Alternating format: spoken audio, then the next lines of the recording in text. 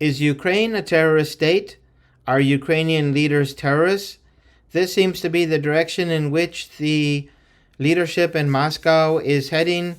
A most recent report of an attack on President Putin towards his residence in the Novgorod region outside of Moscow was reported by Sergei Lavrov, stating that 61 long distance drones were sent from Ukraine to attack President Putin's residence and to attack him. So we have this report. If this is true, so far information has not been provided that would confirm this attack. But in any case, for the moment, we'll just take this as terrorist attack attempt number one. We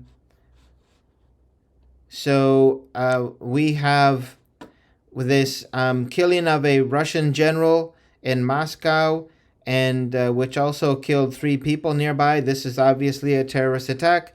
These terrorist attacks were typically carried out like by ETA in Spain and by the IRA. You'll remember that Lord Mountbatten of the royal family in England was killed by a boat bomb. So these kind of hidden bombs are always considered terrorism. So this would be terrorist attack number 2. And we have some collaboration of this most recent attack on President Putin. We have President Zelensky wishing President Putin dead in his Christmas address, of all things. So he's, imagine he's asking for a few things for Christmas. He wants, some new flip-flops for the beach, maybe a new golden toilet. I don't know. He wants someone to replace Yermak. And he wants President Putin dead. So anyway, quite the undignified Christmas address from President Zelensky. But anyway, this seems to be corroboration of the most recent attempt on President Putin's life. Of course, some have said this is fake news. It's all fabrication. So I'm not confirming that or denying. I'm simply stating that Russia has made this accusation. So, but we do have a real attack. Besides the attack on the Russian general, we have 2 railway bridges that were brought down by bombs. One led to the derailment of a train and led to several deaths. Also, a bridge was brought down on top of a train that was passing underneath, and that was a passenger train. No military, was not a military transport, simply a passenger train going from city A to city B, and that attack also left deaths. So that's 3 and 4. So we have the Crocus attack. The Russians consider that there was Ukrainian participation in this attack. This article here was brought by PBS News. And all these news articles will be, the links will be put in the description below. So here we think this is from August. Trial begins for suspects in accused. For suspects accused of killing 149 in Moscow concert hall attack. So anyway, that was the Crocus attack, and so this would be number 5. The group that supposedly is responsible for this Crocus attacks were members of ISIS. Some Saudis, like the Saudi Grand Mufti, I guess he's the top cleric, considered ISIS part of the Israeli army. Really an organization which apparently had been created during the United States' long stay in Iraq, with all its various refugee camps and prisoner camps. And somehow or other, ISIS was born either in one of these camps. So it's hard to say whether the CIA was involved or not. We know the CIA was involved in supporting, training, and financing bin Laden, who was a terrorist. So why wouldn't this group not be, CIA sponsored? Hard to say. But anyway, then there were these efforts made by U.S. and others to say that neither the United States nor Ukraine had anything to do with the terrorist attack on the Crocus City Hall. So anyway, we have this message given on April 11th, 2024 by the U.S. mission to the Organization for Security and Cooperation in Europe, in which they say, we're sorry that the attack took place. We had nothing to do with it, blah, blah, blah. And finally, we have this webpage that says, neither the U.S. nor the UK nor the Ukraine had anything to do with the terrorist attack. But when we take a look at it, the terrorists were contacted and paid with crypto.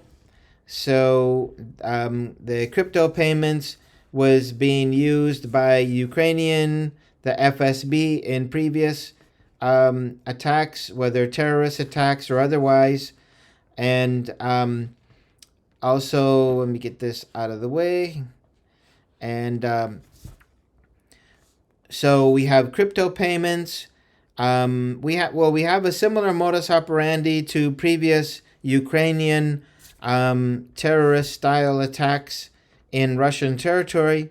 So there's certainly some connection to Ukraine. And so anyway, we take the attack on Putin, number one, the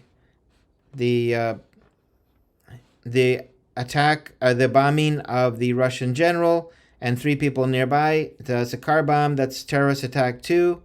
Of course, and Zelensky was talking about wanting Putin dead, so that seems to support number 1. We have the bridge collapse. This is 3 and 4. Crocus City Hall, that would be 5 if that was true.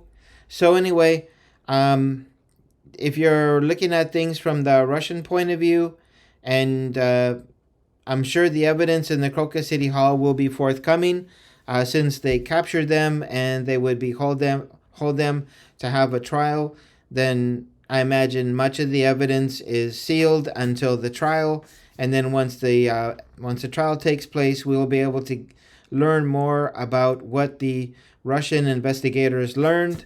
So for the moment, we could be looking at least at 5 terrorist attacks, and we have many more. But I'm not going to bring them up in this video.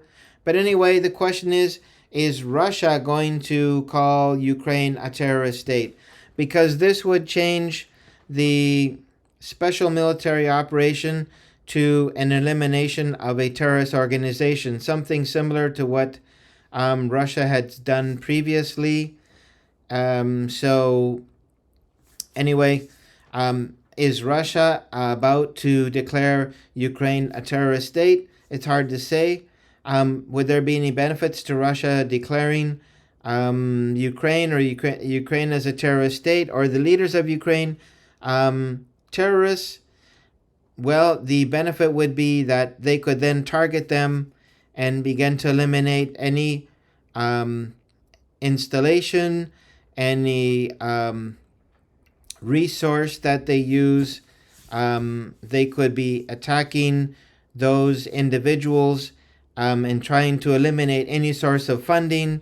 So this could go pretty wide-ranging. But on the downside, if Russia was to declare Ukraine a terrorist state, then it would have to really go after the EU financial network, all those who are providing weapons to Ukraine. I think this is what's been holding Russia back. So basically what they've been doing is just increasing the attacks on the Ukrainian infrastructure linked to their military industrial complex, to their military effort and shortening the viability of the Ukrainian political and military structure. So, do I think that Russia will declare Ukraine a terrorist state? No. Do I think that Russia will take this most recent stated attack on President Putin as a springboard to up the game in Ukraine? Yes. So, will lights be going out in more cities? Yes. Will power and heat be going off in more places? Yes. Will more places be without water? Yes. And when houses don't have heat and they have water in the pipes, you know what happens? The pipes break. So this is disastrous. But anyway, I think that this is where we're heading. More intensification of the war effort. So I don't believe that Russia will be changing the special military operation to a elimination of terrorists campaign, but we're getting close.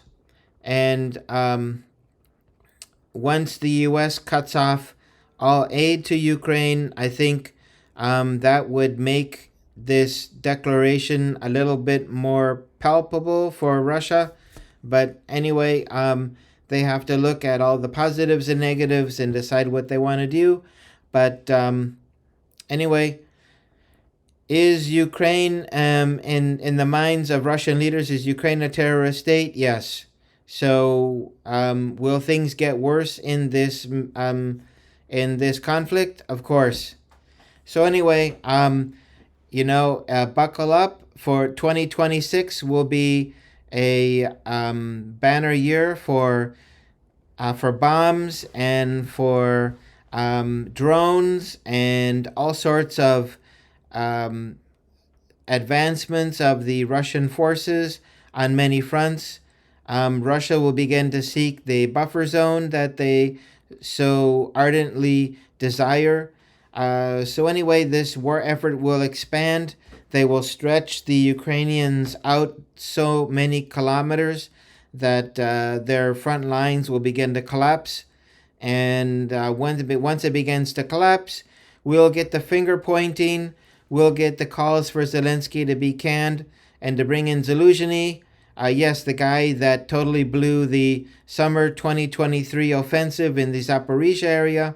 But anyway, at this point, there's no rationality that is operating. It's all just the level of grift from the leaders trying to get that last little money that they can from all the billions that are sent to Ukraine, and from the military leaders face-saving measures to try to do Hollywood-style flag raisings in different cities for the cameras and to declare an immediate victory in an area they don't control. So anyway, I'll leave it at that. If you have any comments to make, please do so below. Is Ukraine a terrorist state? Yes or no? Is Zelensky a terrorist? Yes or no? That'd be good to hear from your opinion. And secondly, what do you think Russia's going to do about it? So anyway, we got all 2026 to see how Russia's going to react. And so like I say, buckle up. It's going to be bumpy. Take care. Bye-bye.